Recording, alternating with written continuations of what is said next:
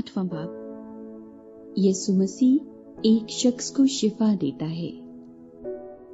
जब वो उस पहाड़ से उतरा तो बहुत सी भीड़ उसके पीछे हो ली, और देखो, एक कोढ़ी ने पास आकर उसे सेजदा किया और कहा, ऐ खुदावंद, अगर तू चाहे तो मुझे पाक साफ कर सकता है। उसने हाथ बढ़ाकर उसे छुआ और कहा, मैं चाहता हूं तू पाक साफ हो जा। वो फौरन कोढ़ से पाक साफ हो गया।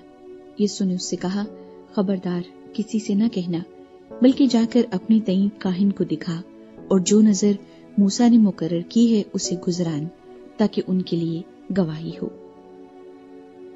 सूबेदार के नौकर की शिफा। और जब वो कफरनहूम में दाखिल हुआ तो एक सूबेदार उसके पास आया और उसकी मिन्नत करके कहा, ऐ खुदावंद, मेरा खादिम फालिज का मारा घर में पड़ा है और निहायत तकलीफ में है। उसने उससे कहा, मैं आकर उसको शिफा दूंगा। सूबेदार ने जवाब में कहा, ऐ खुदावंद, मैं इस लायक नहीं कि तू मेरी छत के नीचे आए, बल्कि सिर्फ जुबान से कह दे तो मेरा खादिम शिफा पा जाएगा, क्योंकि मैं भी दूसरे के इख्तियार में हूँ और सिपाही मेरे मातहत हैं। और जब एक से कहता हूँ कि जा तो वो जाता है, और दूसरे से कि आ तो वो आता है, और अपने नौकर से कि ये कर तो वो करता है। यीशु ने ये सुनकर ताज्जुब किया और पीछे आने वालों से कहा, मैं तुमसे सच कहता हूँ कि मैंने इस्राएल में भी ऐसा ईमान नहीं पाया।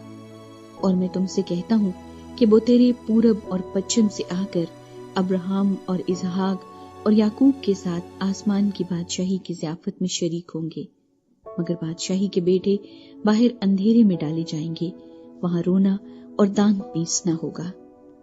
और यीशु ने सूबेदार से कहा, जा, जैसा तूने एतकाद किया तेरे लिए वैसा ही हो। और उसी घड़ी खादिम ने शिफा पाई। बहुत से लोगों को शिफा।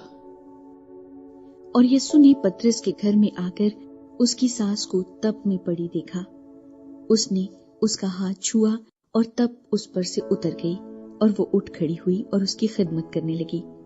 जब शाम हुई तो उसके पास बहुत से लोगों को लाई जिनमें बदरूही थी।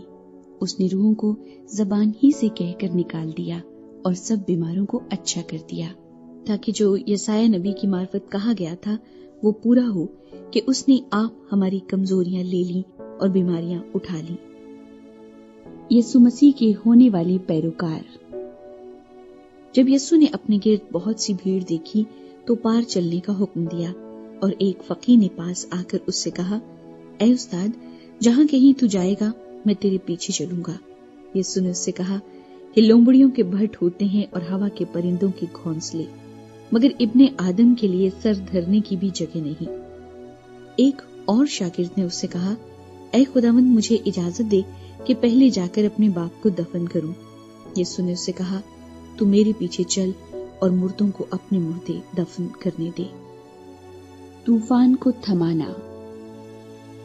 जब वो कश्ती पर चढ़ा तो उसके शागिर्द उसके साथ हो लिए, और देखो, झील में ऐसा बड़ा तूफान आया कि कश्ती लहरों में छिप गई, मगर वो सोता था।